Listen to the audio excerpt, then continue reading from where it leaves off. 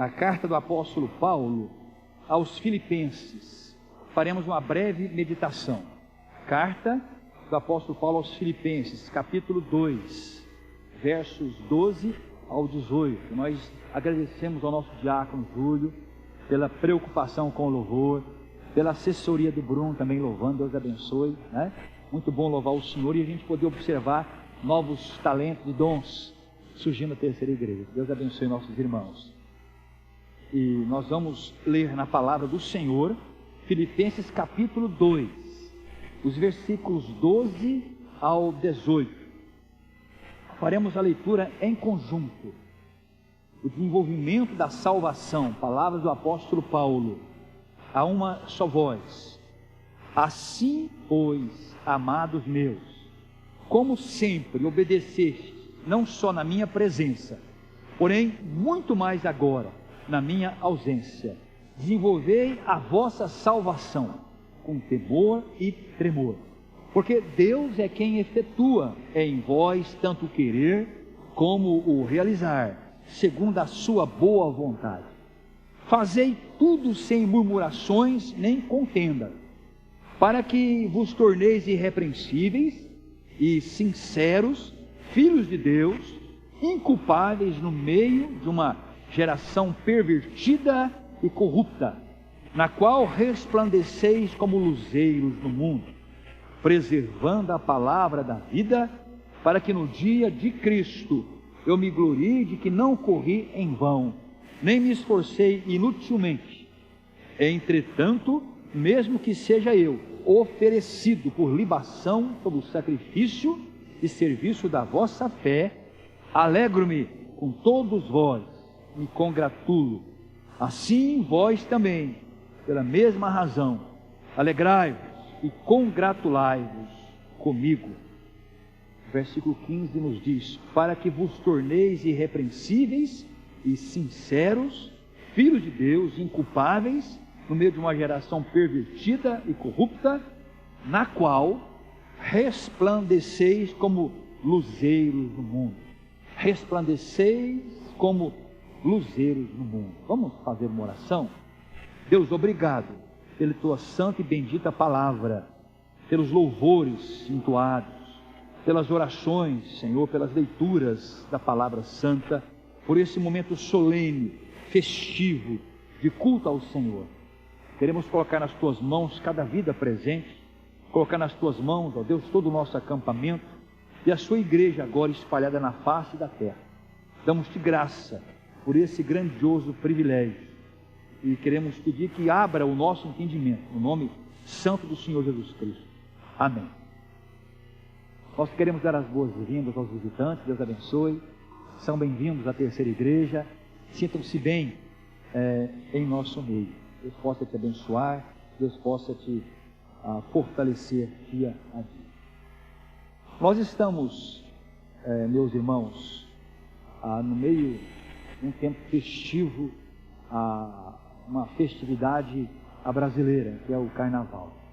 Nós estamos prestes a entrar no mês de março e, como dizem por aí, parece que o ano de fato começa em março.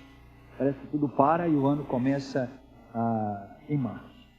E eu me lembro, numa ocasião, falando aqui à terceira igreja, nesse trecho, nesse texto, eu lembro que também, numa época de carnaval, havia uma propaganda daquele carnaval daquela época, reverenciando alguns chefes religiosos, com blocos carnavalescos, e o repórter, na época, empolgado, falando e conversando, entrevistando, ele disse que agora o carnaval era uma festa profana, mas com um conteúdo religioso.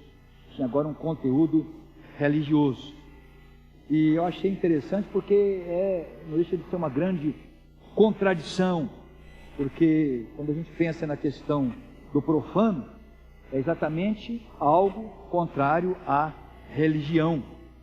Quando pensamos na questão de algo profano, é contrário ao respeito às coisas sagradas.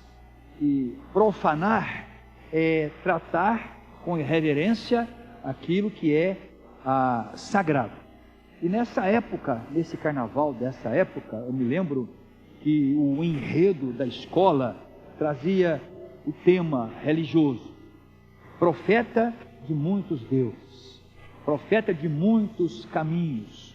E era, de certa forma, uma afronta àquele que é o único caminho. O que me deixou arrepiado na época é que havia alguns blocos de cristãos, de religiosos, agora no carnaval de então. E, meus irmãos, é nesse contexto onde o homem já não sabe mais distinguir o que é profano, o que é sagrado, que Deus chama a sua igreja, que Deus planta a sua igreja, que Deus vocaciona a sua igreja. E nesse contexto onde o ser humano não sabe mais do que é sagrado e profano, Deus convoca, chama a sua igreja à vida de santidade, chama a sua igreja à santificação. Deus está preparando, nesse contexto mesmo, um povo separado para o seu serviço. Então, no texto que nós lemos, da pena do apóstolo Paulo, há um desafio. E nesse texto que nós lemos, nós observamos que o desafio aqui é desenvolver a nossa salvação. O apóstolo Paulo faz um desafio, ele nos convoca, ele nos chama a um desenvolvimento da nossa salvação. É o que nos diz aqui o trecho sagrado no verso 12. Assim, pois, amados meus, como sempre obedeceste, não só na minha presença, porém, muito mais agora na minha ausência, desenvolvei a vossa salvação com temor e tremor. Eu não posso desenvolver a minha salvação se eu não desenvolvo um espírito de obediência. Parece que a expressão obedecer no mundo de hoje parece que é um palavrão, mas o apóstolo Paulo chama a nossa atenção e fala acerca da obediência.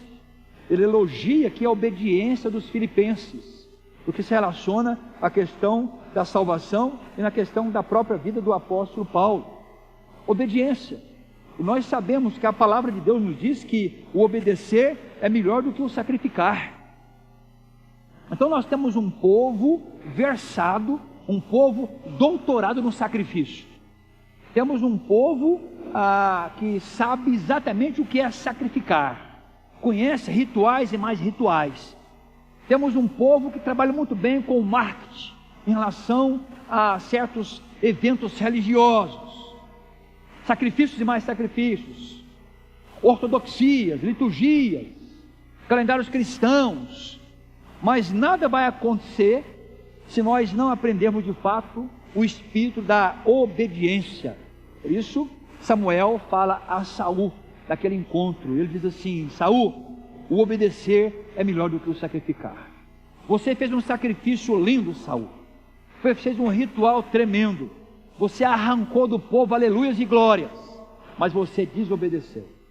E Deus rejeitou então o seu reino, porque você não aprendeu a importância da obediência. É o que o apóstolo Paulo nos fala. E meus irmãos, louvor não substitui a obediência. Por mais afinado, por melhor que ele seja, não substitui a obediência. Aliás, todo louvor deveria brotar, nascer de uma vida de obediência. Orações preparadas, orações melosas, não substitui uma vida de obediência. Obediência tem a ver com submissão. Submissão. A missão é de Deus. A nossa missão está debaixo da missão de Deus. É a Mission Dei, é a missão de Deus. Ele é o sujeito de toda a missão. E eu preciso aprender que a obra de Deus se faz com o coração submisso. Nós poderíamos aqui citar muitos exemplos na Bíblia de submissão. O próprio apóstolo Paulo, que de perseguidor tornou-se perseguido. Eu sempre me reporto à questão do anúncio do nascimento de Jesus. Amo aquele trecho da palavra de Deus, quando Deus ordena ao anjo Gabriel que vai falar a Maria. Deus ordenou ao anjo. O anjo não questionou, o anjo foi submisso, o anjo foi e cumpriu sua missão. E quando o anjo revela o plano de Deus para a jovem Maria, Maria, apesar de muitas indagações, diz a palavra, que ela não questionou, ela apenas obedeceu, ela foi submissa. E quando José, diz o trecho sagrado, sabedor da gravidez de Maria, e sabedor de que ele não tinha parte naquilo, ele quis abandoná-la, preparou um plano para poder ir embora, e o anjo falou com ele num sonho, e José, a despeito das indagações, dos questionamentos, ele obedeceu, ele foi submisso, e continuou com o plano de Deus. Então o plano de Deus é levado avante, não por orações melosas, não por louvores afinados, não por eventos preparados, não pelo marketing do mundo presente, mas por uma alma submissa, que sabe o que é obedecer. E o apóstolo Paulo nos fala, irmãos, nesta noite e nesse trecho. Mas há um problema aparente no texto. Como que eu posso lidar com esse texto, com o paradoxo dos versículos 12 e 13? Porque observem, o verso 12 diz: assim pois, amados meus, como sempre obedecestes, não só na minha presença, porém muito mais agora na minha ausência, diz o texto, desenvolvei a vossa salvação. Aí o verso 13 diz: porque Deus é quem efetua em vós, tanto o querer como o realizar, segundo a sua boa vontade. Como que eu posso trabalhar esses dois trechos? De um lado, o esforço humano para o desenvolver da salvação. Do outro lado, nós observamos a obra onipotente de Deus em nós.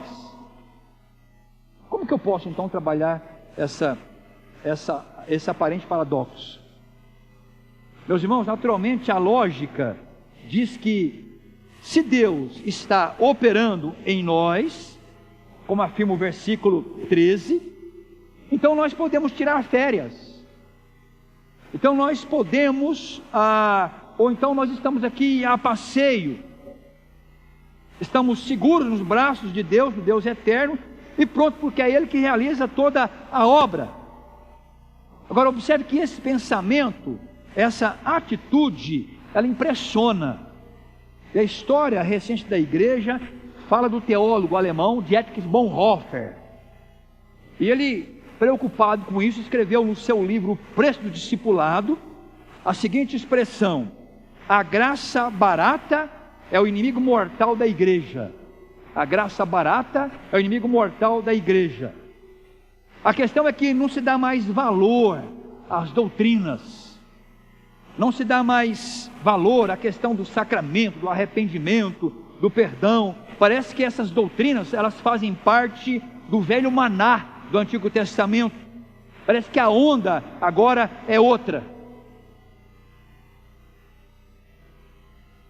Tem uma senhora de idade que diz que antigamente os pastores colocavam um terno e aconselhavam. Hoje eles colocam camiseta e contam piada.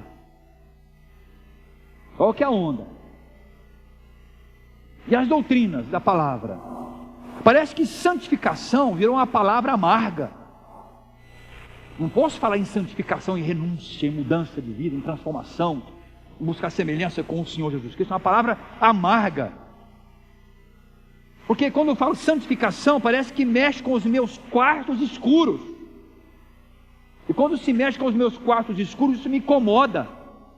Então quando fala desenvolver a vossa salvação, isso mexe um pouquinho comigo, porque a palavra salvação é soteria. E ela pode significar salvação escatológica, ela pode significar segurança, ela pode significar libertação, mas ela também significa saúde espiritual. Então Paulo está dizendo aos filipenses: desenvolva, ele não quer dizer que você pode conquistar a salvação, ela é dada por Deus, mas a palavra que ele usa é na questão de saúde espiritual. Desenvolva a salvação, a ideia é desenvolva a saúde espiritual, a sua saúde espiritual e a saúde espiritual da comunidade. E é interessante, meus irmãos, que o apóstolo Paulo sempre teve preocupação com a saúde da igreja. Quando você começa a folhear a Bíblia no Novo Testamento, as palavras paulinas, você vai observar isso. Quando ele escreve a Tito, ele dizia assim: Tito, pregue a sã doutrina. Sã. Pregue a doutrina saudável. Não pregue uma doutrina doente. Há uma doutrina doente, deformando o crente. Há um retrocesso. E Paulo nos chama para o progresso. Fala da nossa saúde espiritual. É o que ele fala aos filipenses, é o que ele fala a Tito. Então é interessante que ele exorta Tito a orientar, no caso citado, os idosos, a que sejam sadios na fé. Sejam sadios na fé. Há uma fé doente, há uma fé enferma, há uma fé que não é fé, é uma crendice. E a gente pensa que é fé. Fé implica em conhecimento de Deus, crendice não. Então Paulo fala: desenvolva a saúde espiritual de vocês. Busque a palavra, busque a lei do Senhor. Interessante? É uma chamada para o nosso coração. É para que nós sejamos sadios na fé, como ensina aqui o Evangelho. Sadios na fé. O texto, meus irmãos, não aprova a ideia de que se Deus opera tudo, então, como bom presbiteriano, eu posso cruzar os braços e tirar férias. Não, pelo contrário. Observe comigo, eu vou ser rápido. Eu falei até a meia-noite, mas eu estava brincando, tá? Observe comigo uma coisa. No seu texto, você não fechou a Bíblia, eu sei que você é estudioso. Observem como que a coisa é séria. Como começa o trecho? Verso 12. Assim, pois, amados. Olha que interessante. Assim, pois, amados. Assim, pois, o quê? Ele falou algo antes. E à luz do que ele falou antes, ele faz uma conclusão. Olha que interessante. Olha a sabedoria do apóstolo Paulo. Assim, pois, amados meus, envolva tal. Assim o quê? Notem no contexto imediato aqui, anterior e imediato. Observem as palavras de Paulo. Verso 5. Estão comigo aí? Verso 5. Tendes em vós, está falando para você, tendes em vós o mesmo sentimento, não diferente, o mesmo sentimento que houve também em quem? Em Cristo Jesus. Aí Paulo vai explicar para você, escute só. Pois ele quem? Cristo Jesus, subsistindo em forma de quê? De Deus, não julgou como usurpação o ser igual a Deus, antes a si mesmo se esvaziou, olha para você e para mim, assumindo a forma de quê? De Senhor, de servo, tornando-se em semelhança de homem, e reconhecido em figura humana, a si mesmo se humilhou, tornando-se obediente até a morte de cruz, pelo que também Deus o exaltou sobremaneira. Ele deu o nome que está acima de todo nome, para que ao nome de Jesus se dobre todo o joelho, nos céus e na terra, e debaixo da terra, e toda língua confesse que Jesus Cristo é Senhor, para a glória de Deus Pai. Assim, pois, amados meus, como também obedecestes, e assim vai. Dessa forma, olha que interessante.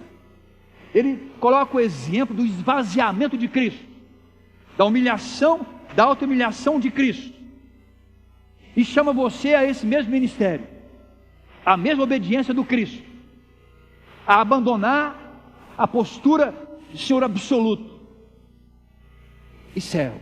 Olha que interessante. A doutrina do esvaziamento do Cristo, a auto-humilhação, cita a sua obediência. É dessa forma que você quer desenvolver a sua salvação. O caminho é buscar a semelhança com Cristo na sua obediência. Pai, não seja feita a minha vontade, mas a sua vontade. Pai nosso que estás no céu, seja feita a sua vontade, assim na terra como no céu, a sua. Olha a postura do Senhor Jesus citada pelo apóstolo Paulo. Então aqui, escuta só isso, não há lugar aqui para uma graça barata. A chamada é para a renúncia, é para a obediência, para o esvaziamento, para a postura de servo, serviço. Não há graça barata, não há lugar para uma graça barata. Fomos chamados a imitar o Senhor Jesus Cristo, fomos vocacionados como igreja para o exercício pastoral da cidade. E nesse exercício pastoral da nossa família e da cidade, o nosso padrão é o esvaziamento do Senhor Jesus Cristo, é a postura do Senhor Jesus Cristo. Jesus é o fundamento e é a cabeça da igreja. Então nós temos que buscar analisar a natureza e a missão da igreja, já que ela é corpo de Cristo. Então não há espaço para graça barata, meus irmãos. Então o contexto aqui indica que Paulo está lidando com um problema de relacionamento naquela igreja. Ele vai citar aqui no contexto anterior também. Ele chama aquela igreja que tinha dificuldade em relacionamentos a imitar o Senhor na comunhão, no serviço, no amor. E assim estariam tendo uma fé saudável, uma salvação, desenvolvendo a salvação, uma fé sadia, é o que o apóstolo Paulo coloca. Ele vai citar exemplos assim. Irmãos, agora ele vai apresentar a motivação.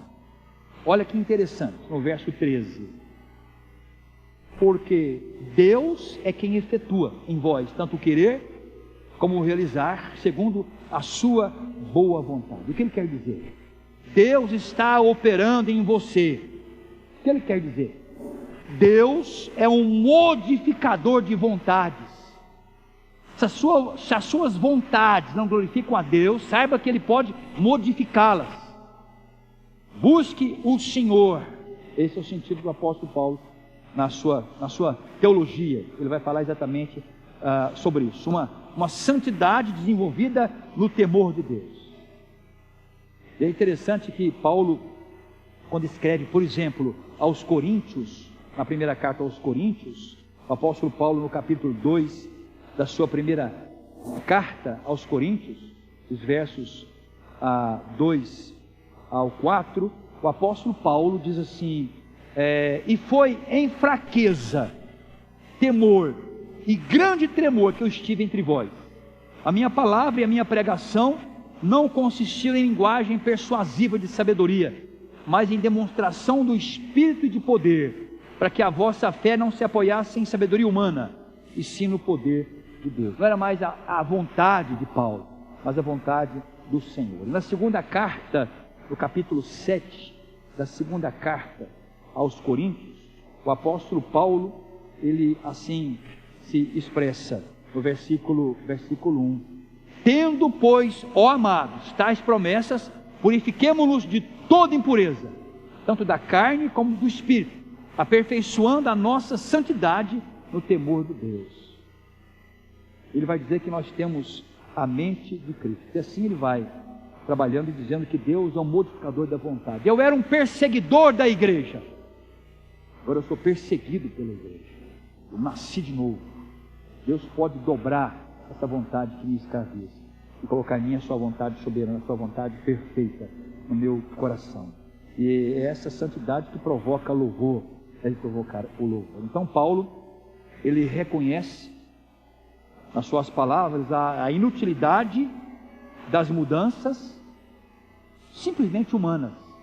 Ele fala que é uma força operando, e podemos crer que há essa força operando, e buscar então a mente de Cristo. Aí eu me lembro de João 15, o Senhor dizendo assim: sem mim nada podeis fazer.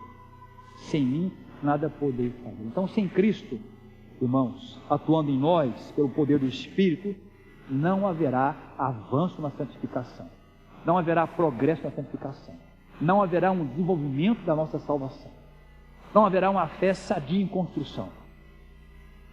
É Ele que opera em nós, como diz aqui o apóstolo Paulo. Então, por meio dessa dependência de Deus, nós podemos expulsar o demônio, vamos dizer dessa forma, que manipula a nossa vontade. Em vez de buscarmos nossos interesses, vamos buscar a vontade de Deus. Podemos amarrar o pecado, amarrar a carne, a nossa vontade, que é tenebrosa, como nos fala a palavra de Deus. Então Deus está operando em você. Essa é a sua motivação para trabalhar, para desenvolver agora a sua salvação, para que você tenha uma fé sadia. E finalmente, qual é a finalidade dessa busca? qual é a finalidade desse desenvolver da salvação, dessa operação de Deus em nós? Ele vai dizer no texto sagrado, no versículo 15, observem, para quê? Para que vos torneis irrepreensíveis, para que vos torneis sinceros, filhos de Deus, inculpáveis, no meio de uma geração pervertida e corrupta, na qual resplandeceis como luzeiros do mundo. Meu Pai, eu não peço que os tires do mundo, mas que os livres do mal. O mal é o sistema anti-Deus que está no mundo. Mas eu quero que eles fiquem no mundo, mas que no mundo eles sejam luzeiros, tenham uma fé sadia para ministrar às pessoas carentes. Luzeiros no mundo, é o que diz aqui o texto. E nesse mundo, tu não sabe mais definir o que é sagrado, o que é profano. Deus coloca a igreja como um luzeiro. A igreja como um luzeiro. E esse luzeiro resplandece nos relacionamentos. A casa de Deus tem a ver com vida relacional. Onde estiverem 2 ou 3, estarei no meio deles. É nesse contato com as pessoas. Devemos ser luzeiros, como diz o apóstolo Paulo. Sejamos luzeiros no mundo.